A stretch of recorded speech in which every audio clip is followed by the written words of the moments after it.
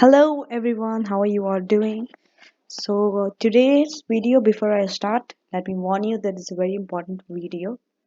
All the SBL students need to watch this, right? You have to watch this video till the end.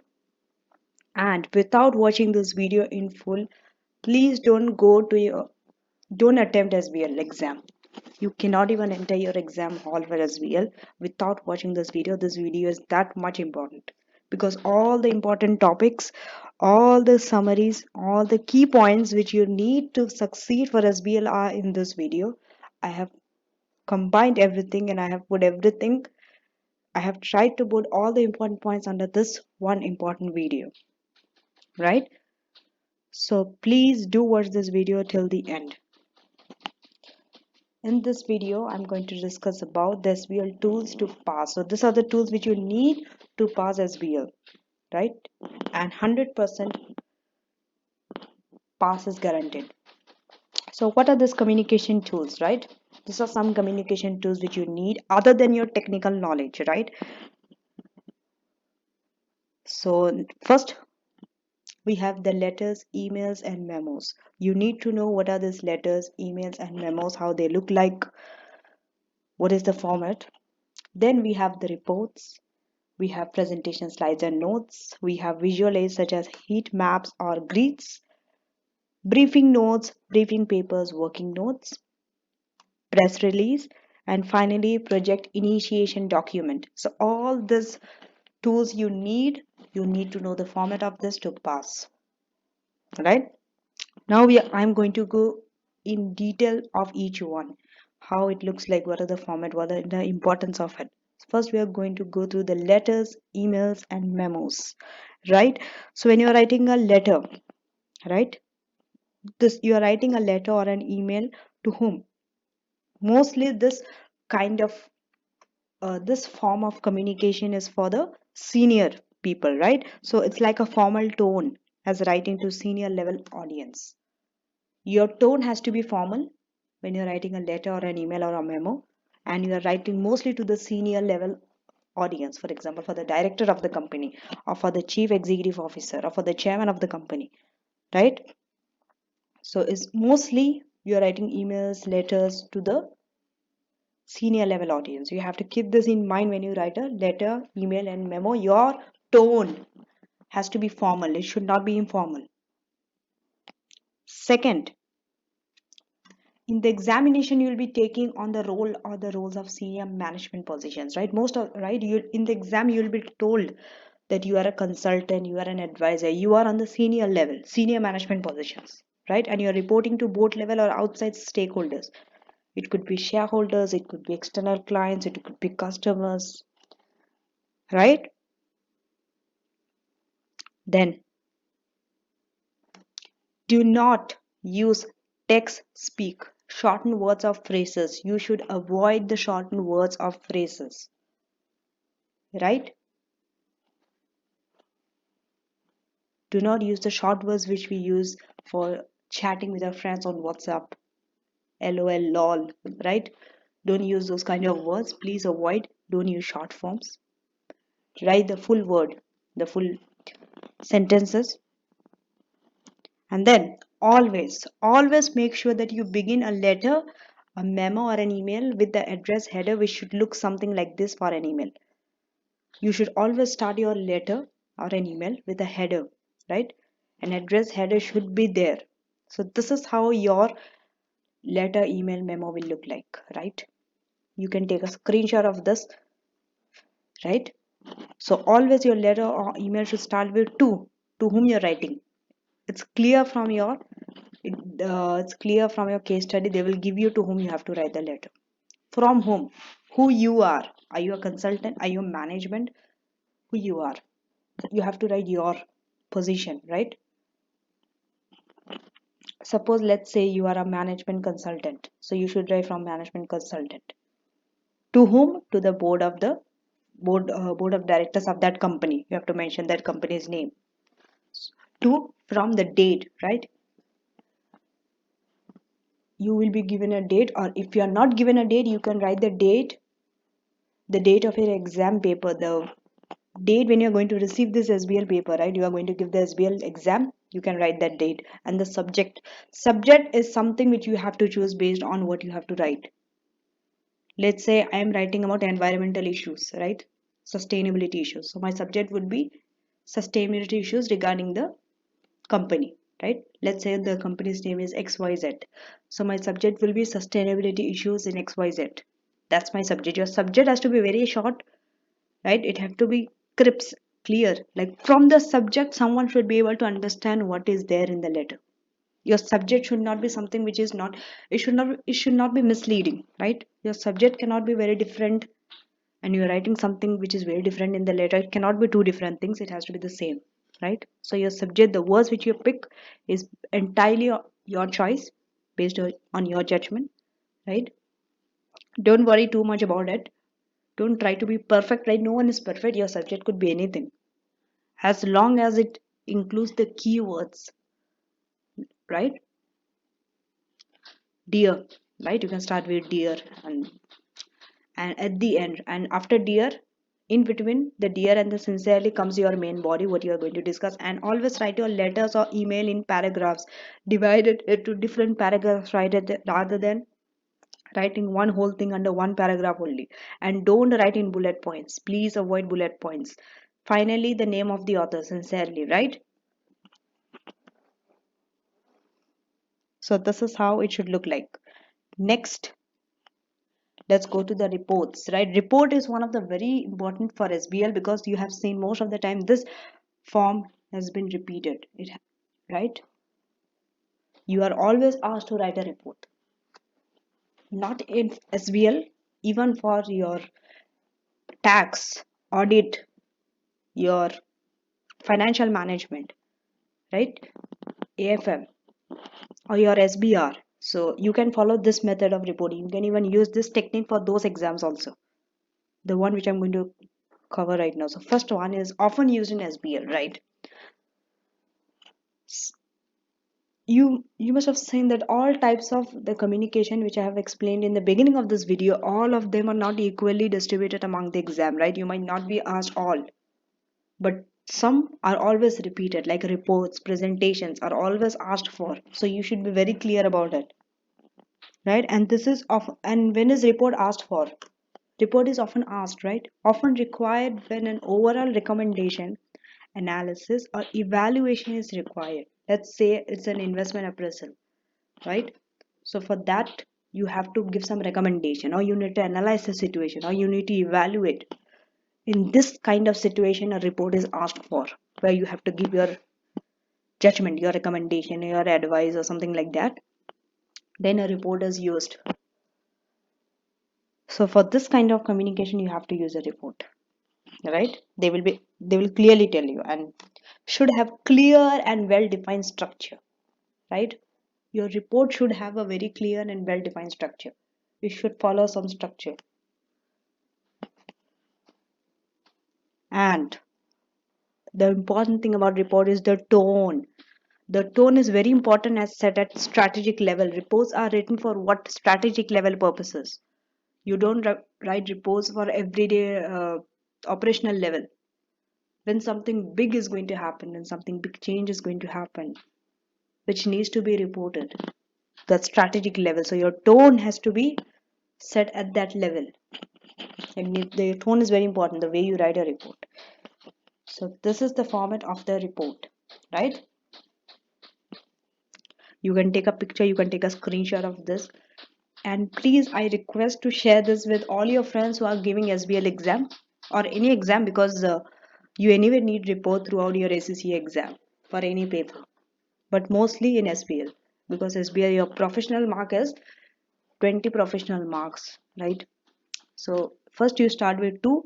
This is a little bit similar, you can see, to letters and email. The only difference with the letter and the email, reports, right? Letter and report is your last part, right? Report as a concluding comments or recommendations. Your email or your letter does not have that recommendations.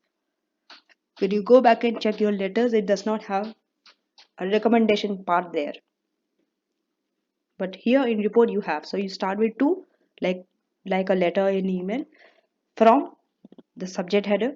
Okay, that's the name of the report. Then starts introduction, right? Your introduction should be why you are writing a report. This you can take from your requirement questions, what they are asking, right? So let's say, for example, your requirement is describe the purpose of integrated reporting. So your introduction could, you can write your introduction like this, that the main purpose of this report is to explain the benefits or the purpose of integrated reporting. That's it, over. Now let's go to the main body. Main body has to be 2 or 3 structured paragraphs. Depending on the number of marks, you can divide the points. Let's say it's for 10 marks. So for 10 marks, you can write 5 different paragraphs, because explaining those 5 will give you 2 marks, right? 5 into 2, 10 marks you will get. So that's how you have to divide your points. How many points you have to write based on your marks. So 2 or 3 structured paragraphs. Again, this has to be in paragraphs, right? And then comes your recommendation. What is the further action, right? So these are the few things you have to remember about the report is introduction and conclusion should not be too long, 2 to 5 lines max, right? Focus on that. Your main thing is in your main body, not introduction and conclusion. Then sentences for introduction is picked from the requirements, right? Next, each point should be in different paragraphs. Next, each paragraph should not extend more than 5 to 6 lines. Next, we have conclusion should be no new piece of information, right? It's not a new piece of information. It's only from your report, what you have explained before. Based on that, right? Next, let's go to the presentation, slides and notes. I have never seen SBL paper without this. I have never seen an SBL paper where presentation has not been asked for. At least one question presentation will be asked for, right? You can be 100% sure that you are going to get a presentation slides and notes. So this you cannot skip. You have to go to the exam hall with the idea of how presentation slide looks like. So this often used to introduce, explain concepts to those with the less knowledge. What does it mean? It means your words has to be very simple. It should not be so complicated.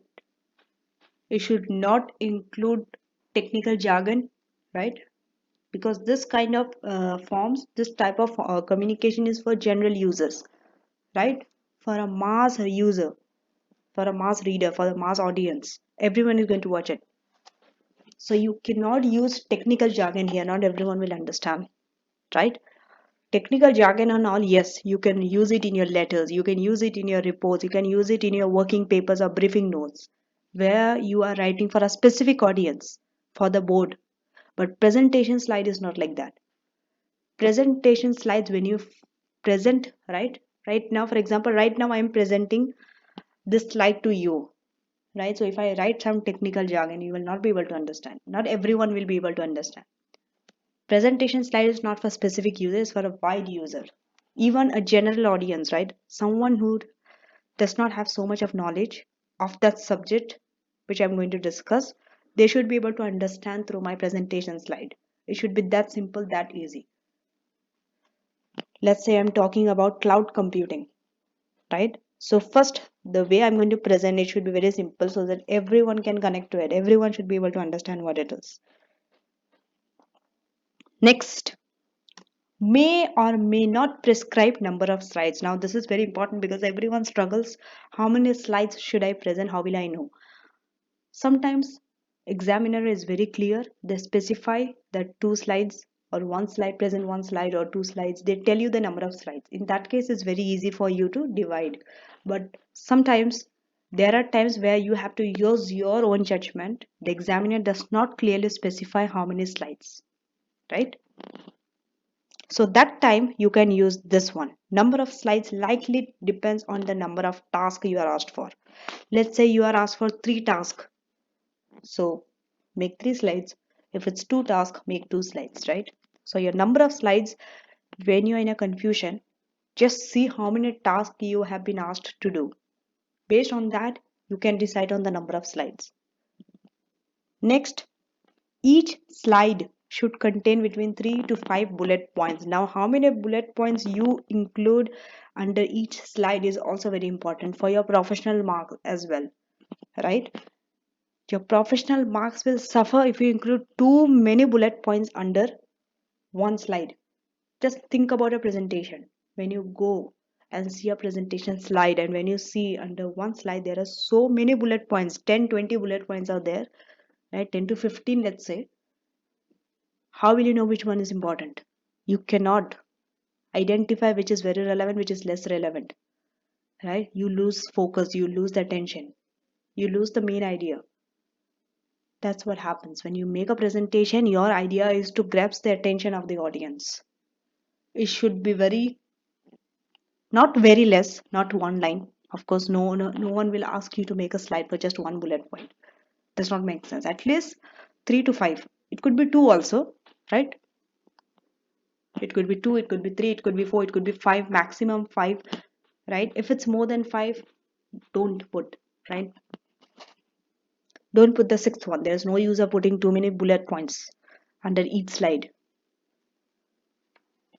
So your bullet points should not be big sentences and all. It should be maybe 2 to 3 words or few words, because you anyway will be explaining the bullet points under your notes, supporting notes. So you don't have to explain too much under the slide. Under the slide, you're just putting the keywords, right? Let's say I'm talking about cloud computing, right? What are the benefits of cloud computing? What are the disadvantages of cloud computing? So under one slide, I am putting benefits of cloud computing.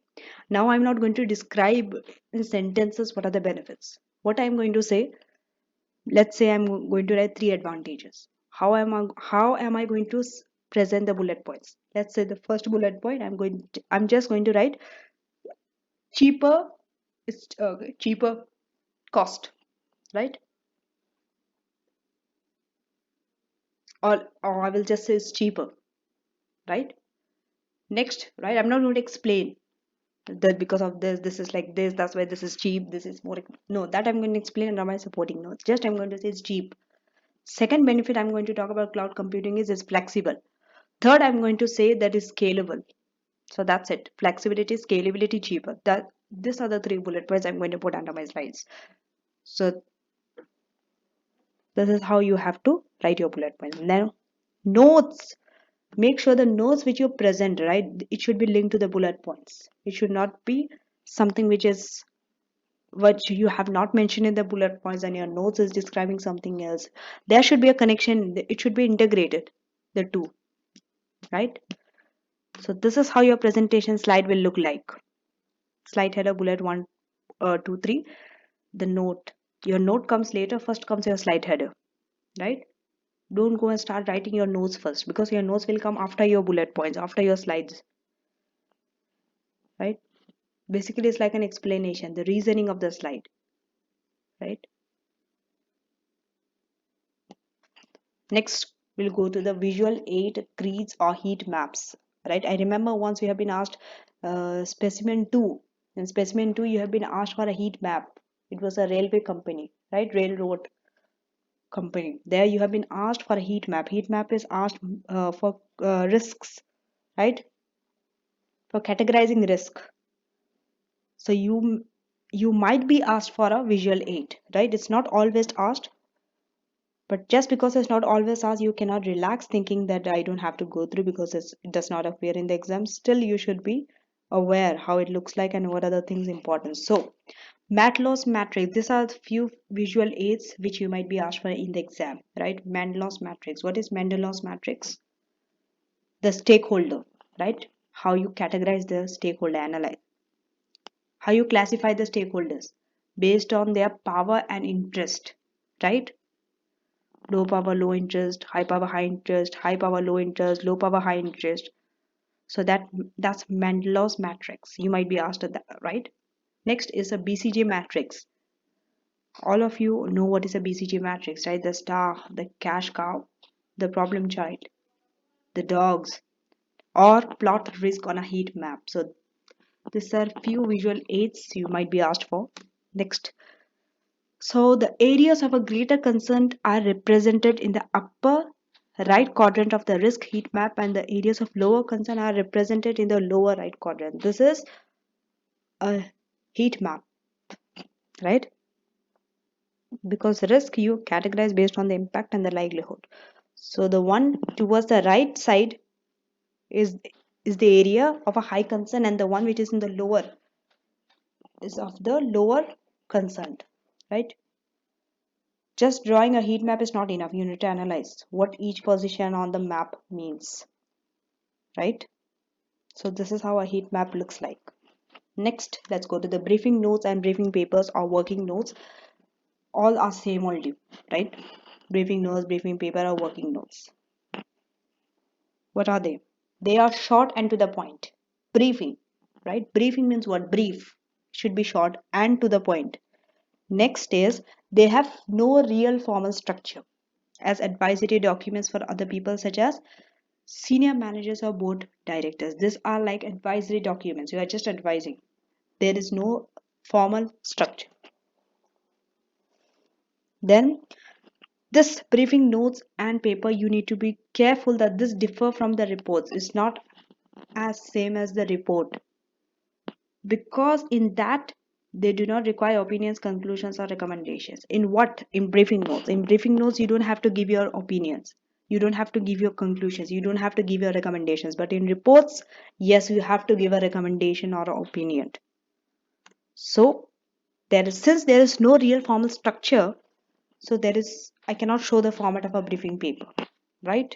When you attempt an exam, like when you attempt your past papers, from the answer you will be able to see what is a briefing paper, how it looks like. Let's go to the press release. This is also a format which is not mostly asked, but you can be asked. There are chances. It has been asked in specimen 2. You can refer to your specimen 2, right? So what is the main idea for press release is to convey information about the organization to the general public, customer, investor, or supplier, right? Mostly press release comes when there's some kind of rumors going on about the organization, or some negativity is being released, right? Some kind of rumor against the organization is going on. Then a press release is set up, right? Then the organization, they come and speak on behalf, right? They come and they speak for the company. Why do they do that? Because this has lots to do with their reputation. They want to hold on their reputation, right? We all know the power of media and how it can damage a reputation, right? How it can damage a reputation. So in order to protect that, we have to come up with a press release. To come up with a press release, we need to know the format also, right? So it conveys the information. Then we have to know that the content should be factual and concise, right? It serves 3 marketing and promotional purposes. You need to know these 3 promotional purposes, because for the exam, when you do, it could be any one of them. It could be any one of them. You need to know what you are doing exactly under the exam condition, right? First promotional reason is to let stakeholders know about an event, right? You need to know the stakeholders. They could misinterpret you based on some rumors. You need to correct. You need to tell them, no, this is the issue, right? They should know about an event. Second is to let the media know about the business. Yes, not always negativity. It could be promotional purposes, right? You want to let the media know about what you're doing. For example, you are carrying some campaign or something, right? So you want the media to know it so that the media can promote it. Third is to help promote the business appearance or credibility, right? So it could be any one of this for your exam. And this is how a press release format looks like. You can take a screenshot, you can take a picture of it, right? So first it starts for press release date or time, right? You need to write it. Then comes the short factual paragraphs. It should be short and factual based on facts, not your opinions, not subjective. It should be facts, and it should be short. It should not be too long. And finally comes the ending, right? For ending, this all comes. For more information, press only. What is the PR? PR is public relational uh, contact name, the phone number, the email. Let's go to the format of the PID. PID is the project initiation document, right? Mostly this is asked when you are about to carry a project management, right? So a project initiation document provides a reference point throughout the project for both the customer and the project team and should normally include the following sections. So these are the following sections you need to know. Please make a note of this because in the exam you might be asked what are the sections that should be included, or maybe someone might have come up with some form of a PID and you need to correct it, right? So you need to know what is included under PID. You can see the project goals, the scope, the project organization, the business case, the constraints, the stakeholders, what are the risks of carrying the project, what are the project controls, how you're controlling the project, right? Reporting frameworks, to whom you're reporting, PID sign off, and finally the summary of that project. So all those things needs to be there. Please go through your chapter 15 if you're following the BPP textbook, project management chapter, right? Under your project management chapter, these things are there in detail. Next, communication tools used in the exhibit. So all till PID, right, from letters to PID, all the communication tools which I have just described was the the tools which you have to use, which will be asked for the requirements. Now we are going through the tools which are given to you in the exhibits and how you interpret the exhibits, how you pick the information. So this is one way. Meeting and minutes, you will be giving a meeting on minutes or the transcript. You will be given a website homepage. You might have to take information from their website, or you could take the information from the risk register, right? Now you need to know why it's important and how to take information from this three. So this I have presented a table, right? Let's go through the meeting minutes and transcript first, right? So first it says that this convey the opinions of senior leaders through the comments that they make about organizational issues. So whenever you have to make uh, when you have to when in the requirement you are asked, right, about an organizational issue, you could take the comment of the senior level. Let's say you want there are some issues, right, with the product in the company, and you want to take some evidence, you want to prove that there is an problem. So that time you can take information from this minute and transcript based on the opinions of the senior leaders. Or you might want to talk about let's say the staff turnover, right? From one extract you are seeing the staff turnover is increasing, staff are not happy. Why staff are not happy? You can take from this, you can take from the opinion of the senior leaders. They might have commented on the minutes, right, that these are the reasons. Let's go to the second point. Second is they are saying the candidates should read these comments and opinions thoroughly. You should read the comments whenever you are given a comment, right? This is a tip for all the SBL students. Whenever you are given a comment from a senior leader, you should highlight it, you should take it, you should read it thoroughly, because you will be using this information somewhere in your requirements. It's very important, it's very key, it's key, right? Because based on their comments you can also comment on their personalities and their viewpoints. You will get to know what are their viewpoints. Let's say a change management, let's say a reorganization is to take place in the organization. You can, based on their opinions, based on this meeting and minutes transcript, you can tell are they in favor of that or they are against it.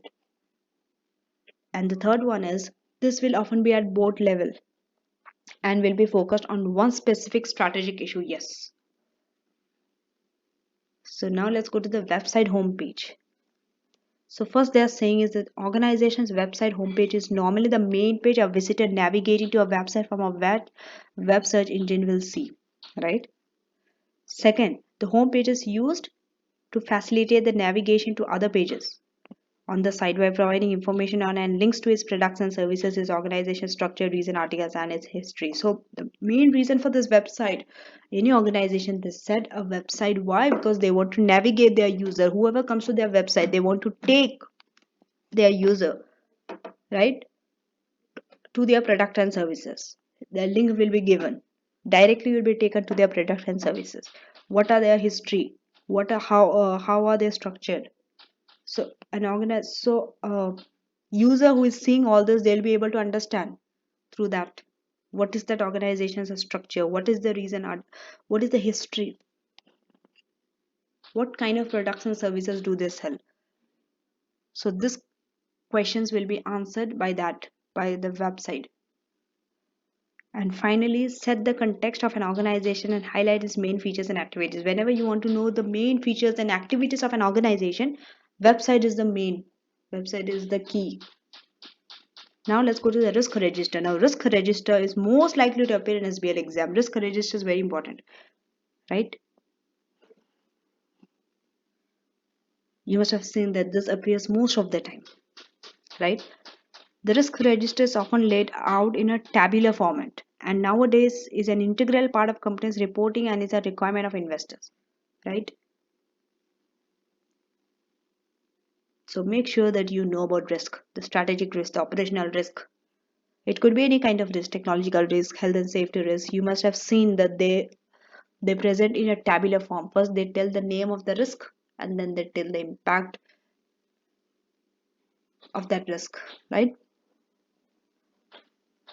What is the probability of that risk materializing? What is the impact of it?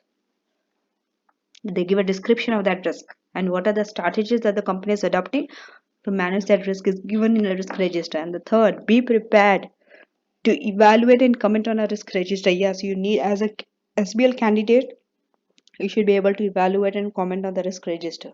And or maybe you might be asked to improve that risk register, right? Maybe they have presented you some risk register and you need to improve on that. Maybe there are some types of risk which is not included in this risk register, which you need to include. So this kind of questions will be asked. Let's go to the content of the risk register. These are the contents of the risk register. You can take a screenshot of this, right? You have to know the content of the risk register. So first let's start with the title of the risk. The title of the risk will be given. For example, it could be a technological risk. So that is the title risk, right? What is the likelihood of that risk, right? It could be unlikely, it could be highly likely based on the industry where they are. Based on that industry, which industry are they? For example, let's say let's take an which industry will say, okay, let's say a technological industry. Okay, technological industry, what is the, that is the title of this technological industry, right? In the technological industry, the most important risk is, the biggest risk is what, the significant risk is the cyber security issues. Because it's highly technological, they are using technology, they are also facing a high risk of security issues, cyber security issues. They have an issue of being hacked, their information being leaked out. So these are the kind of key risk compared to other risk, right? Other risks are less, like health risk is less because it's based on technology, not humans, not workers working.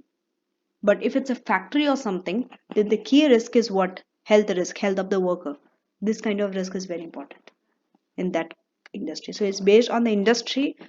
You have to know what is the risk, what is the likelihood of a risk, what is the impact of that risk. It could be high, it could be low.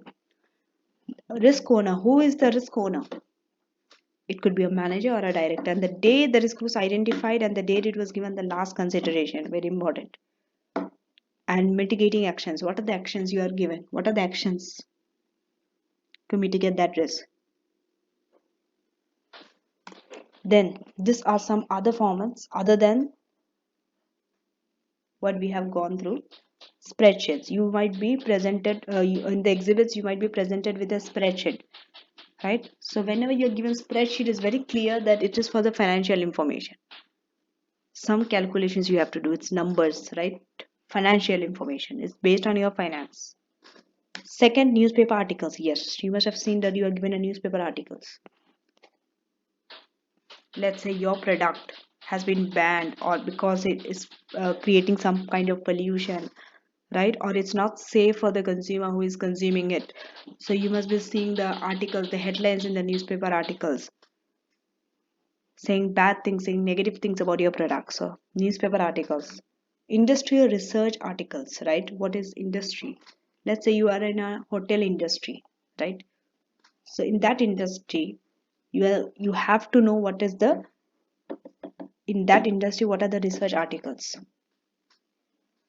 Based on that, you will know where your industry is, how your industry will perform at the moment where you are, and in the future where will you go. Then we have the chairman's statement or the other extracts from a company's annual report. It could be auditor's statement, right? It could be chairman's statement, it could be director's statement, it could be anyone's statement from the annual report. So this also you need to take care of. These are the information, okay? These are the format where you need to take information from. You need to extract information from this kind of formats. Then the key, which I always keep repeating, golden timeline. I would say golden timeline, right? Because it's like a gold, you need to treasure it. It's that much of value, right? Golden timeline for SBL. This is, I only have created it and I have followed it and I have got my results, right? I have passed with 60% in SBL just by following this timeline, which I want to present right now. So are you ready? Guys, are you ready? Please comment below, right? Please comment me below how you felt about it, right? Do you think it's useful or not? Let me know. Let me know your views. So here it is. So this is the golden timeline for SBL. You need to go through the 5 stages, right? Stage 1, stage 2, stage 3, stage 4, stage 5. So stage 1, let me go through stage 1. Stage 1 is your critical stage. Stage 1 and stage 2. These 2 stages are your critical stage. It comes in your first 1 hour. Plan your first hour properly. Next 3 hours will take care on its own. But if you fail to plan in your first 1 hour, then you failed the entire paper. The other 3 hours is gone in waste, right? So first stage 1, first 15 to 20 minutes. For some this could be less, for some of you it could be more, but this is just an approximate, just, right, which I use it, I personally believe, right, because I have worked it out and I have got my results. So first 15 to 20 minutes, read the background of the case study and all the requirements, right? First 15 to 20 minutes, when you get the paper, open the paper, read the background, then read the requirements, all the requirements. Mark the time. How much time do I need to spend in each minute? Stage 2, second 40 to 45 minutes, right? That means after your 15, after your 20 minutes have passed, the next 40 to 45 minutes you'll be reading all the exhibits. There will be 5 to 6 exhibits, you'll be reading all the exhibits, right? And annotate the text. Annotate the text means you're linking, you're writing in between the text, right? For example, when you read few lines of exhibits, you know that this model I have to use, let's say pastel. So you write somewhere pastel, or you write that this exhibit 1 is for requirement 1 or requirement 2, whatever it is. You start annotating. You link the exhibits to the requirements. Linking the exhibits to the requirement comes at this stage. At that self you start, okay, so in this stage you start linking, not later when you start writing the answer. Stage 3, read the requirements again before answering after 1 hour is over. Your first hour is over now. Now you are about to answer the paper. Again, reread the requirements. Not all the requirements. Let's say you are starting with requirement 1 first. So just read requirement 1 only. Only that requirement which you are answering. Because now you know which exhibit you have to use, right? Stage 4. Last 3 hours write only. The last 3 hours you should be writing only. Your planning and everything is done in the first hour. Now you're not planning, now you're just writing. 2 minutes per technical marks. I'm repeating, it's 2 minutes per technical marks, not your total marks, because total marks includes your professional marks also. You're not putting extra minutes for your professional marks, right? When you write a report, you are anyway getting your professional marks, right? When you're writing a presentation or when you're showing your commercial acumen or evaluation skills, you're anyway getting the marks. So while writing, answering your technical marks, you're getting your professional marks. You're not writing extra to get the professional marks. So you don't have to put extra minutes, right, for professional marks. So here you are saving time, right? What is your professional marks? 20 minutes. Sorry, 20 marks. 20 marks into 2 minutes. 40. So 40 minutes you are saving. That 40 minutes which you are saving for professional marks, you can write for checking your answer at the end, or you can also write for writing your answer, your technical marks, technical points where you have missed. Let's say you have 3 requirements in the exam. So first requirement, you answered properly. Second requirement, because of time you couldn't answer, so you went to requirement 3. What happens is, after you complete your requirement 3, at the end you will be having 40 minutes. If you plan your time like this accurately, towards the end you should be having 40 minutes left. During that 40 minutes, now you can come to requirement 2 and answer. And also you will be getting time to check your paper also and correct your mistakes wherever you feel. So this is a very efficient time management if you plan your time like this, right? And finally, the stage 5. If proper time management, then can check the paper in the last 40 minutes, right? So for practicing SBL, just knowing your technical knowledge is not enough. What are the professional marks is not enough. You need to practice reading. You need to time how much you read, how much you retain information, how much you understand in that time. Let's say you have to time yourself when you read the requirements. You have to time yourself when you read the exhibits. Not just writing, but reading is also important. Reading, writing, planning, everything. You need to be mastered in all the skills to pass SBL. SBL is not just about writing, writing, writing. It's reading, planning, writing. Right? So finally, to summarize, let's write what are the important to pass SBL. Right? When you follow all the steps properly, 100% you are going to pass. Nothing can stop you from failing. So first is follow the SBL timetable, the 5 steps, the 5 stages, follow it. Follow it in the exam. Second, must know the format of all the communication tools. What are the communication tools? I have explained today. Come on, tell me. What are the communication tools? You cannot forget it.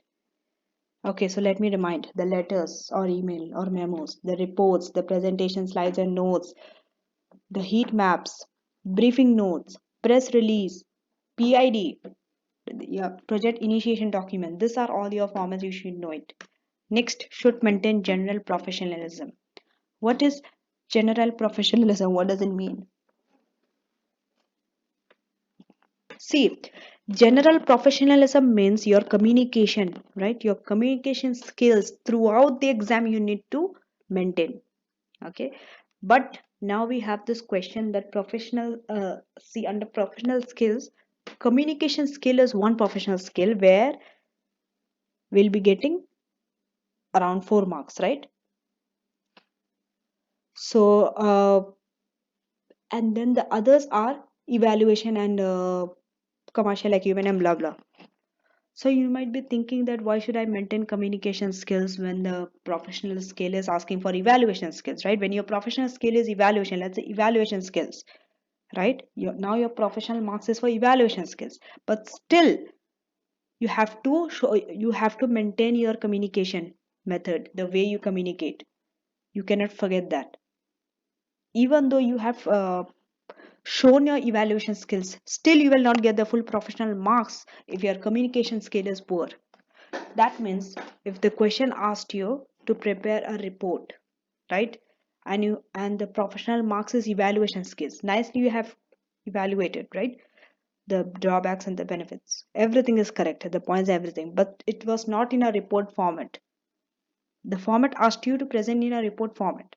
You showed your evaluation skills, your technical points are correct, but it is not in a report format. Still, you will not get the full marks because it is told to present in a format. Report means it should be presented in a report. That is your communication skills. So your communication skills comes in in your other skills, right? Communication skill is you have to present it throughout your paper. You cannot say that, okay, this is evaluation or this is commercial acumen, so I don't have to show my communication skills. No, that is known as general professionalism, which you have to maintain. Next, you should attempt mocks, specimen papers, and past papers. Right? I think there are in BPP textbook there are 5 mocks. Right? When I did my SBL, I made sure that I attempted all the 5 mocks. At least once, I have attempted all the 5 mocks. Right, I can clearly tell you that I have attempted all the 5 mocks. I have attempted all the 3 specimen papers, all the past papers from September 2018 till the date I was about to give the exam. I attempted all the past papers with time, right? So make sure that you attempt. If due to time you're not able to attempt all the marks, all the specimen, all the past paper, at least go around 3 to 4 papers, right?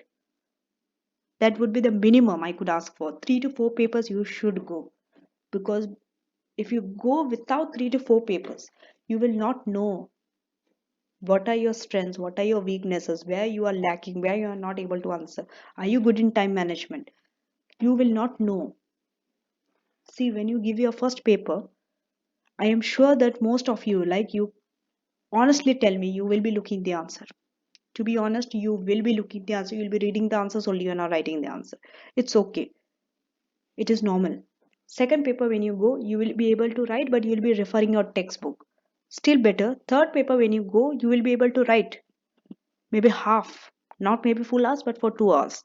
So that how you keep improving. That's how you keep improving until you reach that state where you can actually sit for 4 hours, where you can actually focus for 4 hours and write a proper answer as you are in the exam condition.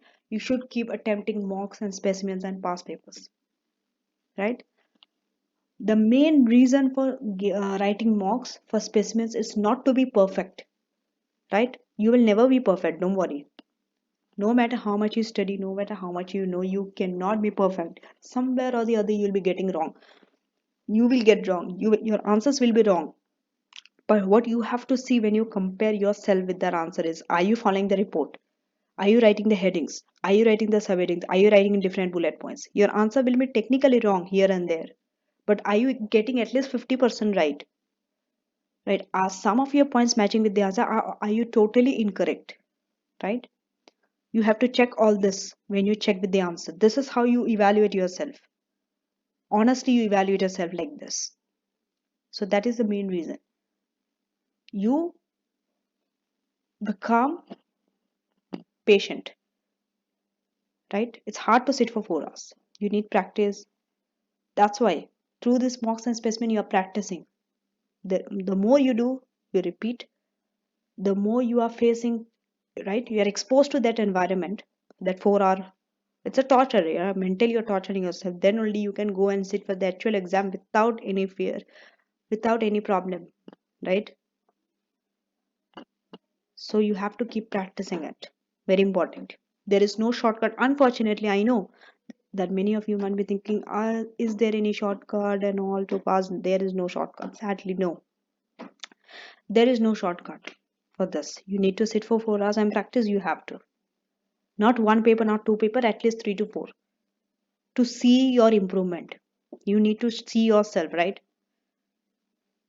No one is perfect. It's fine. Your answers will be wrong, but just check. At least 50 to 60% you should be correct. In the first few papers when you attempt, you'll be very bad, trust me. but you yourself can see the progress when you keep on doing more and more past papers. Why you become better? It's not because you are becoming more knowledgeable or you're studying more, you're technically having more knowledge or something. You are becoming better and better because now you know the format of the past paper. It is set, the pattern of the past paper is set in your paper mind. Now when you get a question paper, you know how to answer. Everything is set in your mind, right? So the first and second time when you sit, it will be a torture. You will get a torture. You don't know what you'll be getting, what to expect. But third and fourth and fifth time when you sit, you know exactly. You know exactly. By reading itself, you'll be very fast. You will see the process. You'll be very fast in reading automatically. This will happen naturally to you. You are not thinking, you're not planning and uh, doing this, right? So do that and get an honest feedback on your work. SBL is because it is self-study, right? Around 95% candidate students are on self-study for SBL, right? Which is not wrong. I'm not saying it's wrong. If you have a mentor or tutor, it's very easy. When you're having face-to-face, you're studying, your teacher will give you feedback. But when you're doing self-study, you need to get an honest feedback on your work. You can do mocks online. You can submit a mock online. Like Learn Signal is a good website. I have done it. I have given a mock there. I presented and I've got my marks. They will actually give you the marks. They will actually give you the feedback where you are wrong, where you need to improve and all. Or if you cannot, but you have to pay when you're using a Learn Signal, right? If you want to know more about it, you can comment me below or you can contact me on my Facebook, Instagram, and my email. You can mail me, right? And I will give you the all the details about it if you want to know about Learn Signal, if anyone is interested.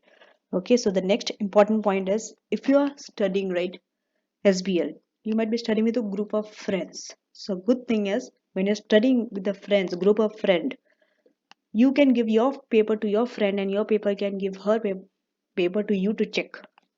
You both can check each other's work and give each other honest feedback. Honest feedback means you have to be able to criticize your friend. You should tell your friend here, hello, this is wrong, you are wrong here, this needs to be improved, this could be done better. But it should not be a rude comment, right? It should be done politely in a systematic manner, right? If you believe that this is the friend who will be giving me honest feedback, not everyone gives you honest feedback, not all your friend will be giving you honest feedback because they're scared of the hurting you, right? They don't want to hurt you. No one wants to say that you are bad or this thing. Everyone wants to say yes, yes, yes, yes, you have done an absolute work, you are great, you are good and all. Not those kind of friends, right? You do have to avoid. You don't want those kind of feedback where everyone is praising your work but really your work is not up to that level. No, you need a friend who can tell you honestly what are the areas where you have to improve and all, right? And it is even better if you take an honest feedback from someone who have already passed out SBL, who has already passed out SBL, because with his or her knowledge she will be able to tell you more guidance so that the you can avoid failure, right? Next, read examiner's report. You don't have to read all examiner's report. At least 1 or 2 years or 1 or 2 sessions examiner's report will be able to tell you where students make most mistakes, where they don't make less mistakes. I have even uploaded a video also on the SBL's examiner's report, March 2020, right? You can check that examiner's report and all. And also for AFM, I have uploaded an examiner's report for March 2020. So there you can see what are the key weaknesses, what are the strengths, what are the things candidates are lacking of and all. So it's a very good place to start, right? Next, this is the very important thing which I have done it and I have got my results, right? I passed with 60% only because of the last thing. I watched the 5 days practice to pass webinar, right? For other papers, it's okay if you don't do it because because for the other papers, it's not like you have numbers, you have some technical knowledge, and most of it you are practicing in the class in front of your teacher, right? So you know how it goes. Like let's say SBR, you know these are the requirements, these are the IFRS, this how it goes, this how it, you know it. AFM also same way, you know risk management, all those things, you know technical knowledge, audit, everything. And even for tax, you know taxes, this is how you have to apply and all, right? But when it comes to SBL, as I have told you, this is a very practical paper. It's a different paper compared to other papers, right? With so much of theory in it, it's better to watch the 5 days practice to pass the webinar, right? Because the points which they tell you there, the things which they mention there, you must have never thought about it, which will actually make you pass, which you actually, if you apply in your exam, will make you pass, right? And each the 5 days practice to pass webinars are for 3 hours. So you have to dedicate your 3 hours for 5 days, right? Mostly for these three papers, I suggest practice to pass. APM, that is Advanced Performance Management, Advanced Audit and Assurance, right? The AAA and SBL. So these are the three papers I mostly recommend practice to pass. Even for other papers also you can watch. It's no harm, right? AFM, ATX and all. But for these three papers, mostly I recommend practice to pass. And finally, I want to say what I want to say is this. It doesn't matter what you know. What matters is how you do it with what you know, right? It doesn't matter what you know. You can know anything. You can know everything, in fact. But what matters is how you do it with what do you know. How you do it. That how is very important, not what, right? So this is the key. And finally, I want to wish all of you a very, very good best of luck, right? Good luck, best of luck for your SBL exam. You all will rock, right? You all will rock this paper. Just practice, practice, practice. And take care. God bless.